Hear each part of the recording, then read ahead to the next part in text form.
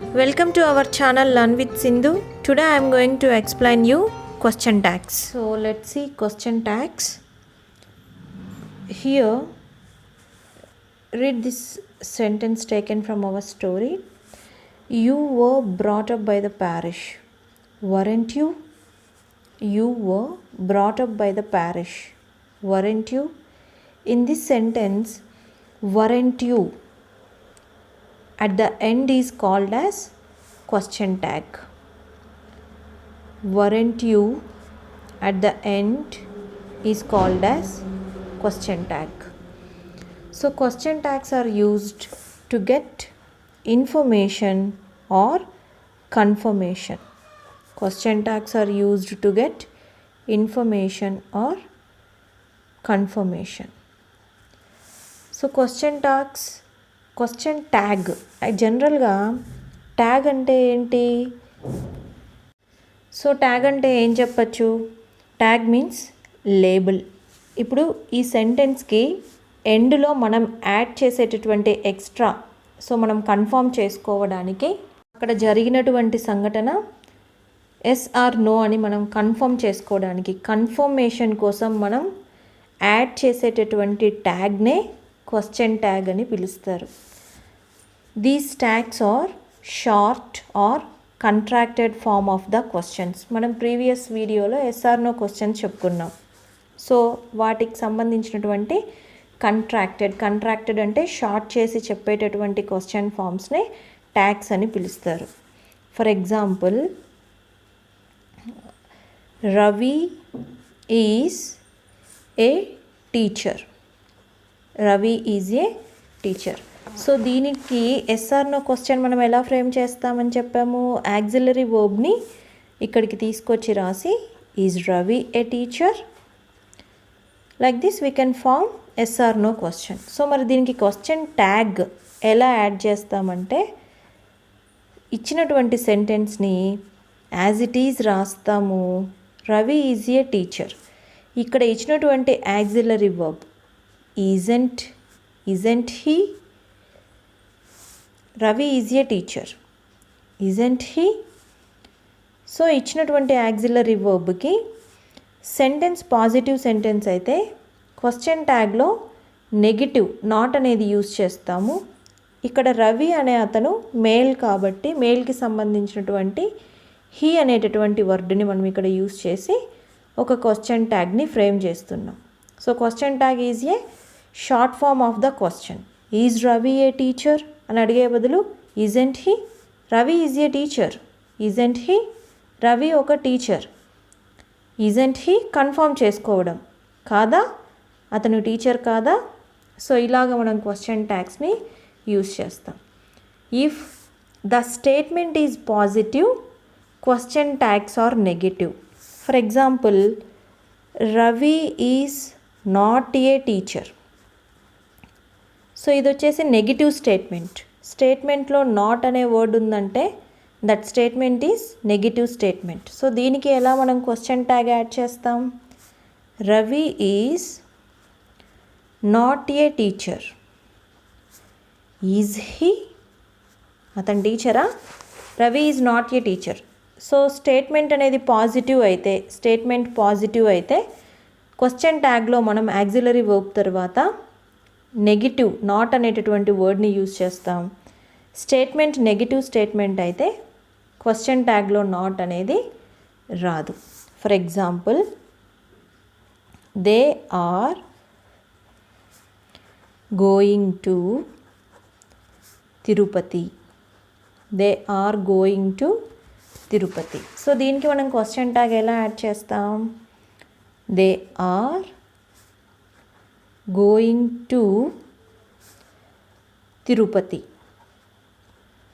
So what is the auxiliary verb here? Or. So we have to write or. Statement is positive statement. So we have to add aren't. Subject వచ్చేసి they. Aren't they? They are going to Tirupati. Aren't they? ఇది question tag. For example, statement negative అనుకోండి. They are not going to Tirupati. They are not going to Tirupati. So దీనికి మనం question tag ఎలా frame చేస్తామంటే as it is ఇచ్చినటువంటి సెంటెన్స్ని అలాగే రాయాలి, తర్వాత కామా పెట్టాలి. They are not going to Tirupati. So statement negative కాబట్టి మనకు క్వశ్చన్ ట్యాగ్లో నాట్ అనే వర్డ్ రాదు. They are not going to Tirupati are they, like this we can frame the question tags. So auxiliary verb ఉందంటే question tag begins with the auxiliary. In case auxiliary verb లేదనుకోండి, for example I go to temple daily. I go to temple daily. So ఇక్కడ auxiliary verb లేదు, main verb. Go అనేది ఏంటి? Main verb. Auxiliary verb లేదు. ఇప్పుడు మనం ఏ వర్డ్ని యూజ్ చేయాలంటే, సో యాక్సిలరీ వర్బ్ లేనప్పుడు మనం బేసిక్గా డూ, డిడ్, డస్ అనేటటువంటి వర్డ్స్తో ట్యాగ్ని స్టార్ట్ చేయాలి. సో ఇప్పుడు ఏమొస్తుంది? ఇది ప్రెజెంట్ టెన్స్లో ఉంది కాబట్టి ఇచ్చినటువంటి స్టేట్మెంట్ని యాజ్ ఇట్ ఈజ్ అలాగే రాసి I go to temple daily. So ఇది present tense. Don't I statement positive కాబట్టి ట్యాగ్లో మనకి నాట్ వచ్చింది. I go to temple daily, don't I. For example he goes to temple daily. He goes to temple daily. So దీనికి ఎలా మనం frame చేస్తాం question tag? He goes to temple daily. So ఇది third person కాబట్టి మనకి వర్బ్కి goes spelling ES add చేశారు. మనం ఏం యూజ్ చేయాలంటే డస్. స్టేట్మెంట్ పాజిటివ్ స్టేట్మెంట్ కాబట్టి ట్యాగ్లో నాట్ రావాలి. సబ్జెక్ట్లో హీ ఉంది కాబట్టి హీని మనం యాజ్ ఇట్ ఈజ్ అలాగే రాస్తాం. He goes to temple daily, doesn't he. Like this we can frame question tags. Past టెన్స్లో ఉందనుకోండి statement without auxiliary verb. He went to temple yesterday. He went to temple yesterday. So మనం ఎలా రాస్తాం దీనికి question tag? He went to temple yesterday. So went అనేది past tense and ఇది main verb, auxiliary verb కాదు. Auxiliary verb కాదు, past టెన్స్లో ఉంది కాబట్టి డిడ్. స్టేట్మెంట్ పాజిటివ్ స్టేట్మెంట్ కాబట్టి ట్యాగ్లో నాట్ వస్తుంది. సబ్జెక్ట్ హీ ఉంది కాబట్టి ఇక్కడ కూడా మనం హీ అనేటటువంటి వర్డ్ని యూజ్ చేస్తాం. He went to temple yesterday, didn't he. ఇలాగా మనం యాక్సిలరీ వర్బ్స్ ఉన్నాయనుకోండి, మనకి ఇచ్చినటువంటి స్టేట్మెంట్లో యాక్సిలరీ వర్బ్ ఉందంటే క్వశ్చన్ ట్యాగ్ యాక్సిలరీ వర్బ్తోనే స్టార్ట్ అవుతుంది. అలాగే ఇచ్చినటువంటి స్టేట్మెంట్ పాజిటివ్ అయితే క్వశ్చన్ ట్యాగ్లో నాట్ వస్తుంది. ఇచ్చినటువంటి స్టేట్మెంట్ నెగటివ్ అయితే క్వశ్చన్ ట్యాగ్లో నాట్ రాదు. ఇచ్చినటువంటి స్టేట్మెంట్లో యాక్సిలరీ వర్బ్ లేదనుకోండి, మనకి క్వశ్చన్ ట్యాగ్ డూతో కానీ డిడ్తో కానీ డస్తో కానీ స్టార్ట్ అవుతాయి. డూ ఎప్పుడు స్టార్ట్ అవుతుందంటే first person, second person, present టెన్స్లో ఉన్నప్పుడు స్టార్ట్ అవుతుంది. సో వర్బ్ V1 ఫామ్లో ఉన్నప్పుడు. సో డస్ అనేది ఎప్పుడు యూజ్ చేస్తాం? సబ్జెక్ట్ థర్డ్ పర్సన్ అంటే హీ, షీ, ఇట్, ఇలా థర్డ్ పర్సన్ ఉండి వర్బ్కి ఎస్ కానీ ఈఎస్ కానీ యాడ్ అయి ఉంటే అప్పుడు మనం డస్ అనేటటువంటి వర్డ్తో క్వశ్చన్ ట్యాగ్ని స్టార్ట్ చేస్తాం. మరి డిడ్ ఎప్పుడు యూజ్ చేస్తాం? స్టేట్మెంట్లో యాక్సిలరీ వర్బ్ లేకుండా స్టేట్మెంట్ పాస్ట్ టెన్స్లో ఉంటే అప్పుడు మనం, సో పాస్ట్ టెన్స్ అంటే V2, పాస్ట్ టెన్స్లో ఉంటే డిడ్ అనేటటువంటి వర్డ్తో క్వశ్చన్ ట్యాగ్ స్టార్ట్ చేస్తాం. మరి మన లెసన్లో టెక్స్చువల్ గ్రామర్లో ఏమి ఇచ్చారో ఒకసారి చూద్దాం. నెక్స్ట్ టెక్స్ట్ బుక్లో ఇచ్చినటువంటి ఈ ఎక్సర్సైజ్ చూద్దాము.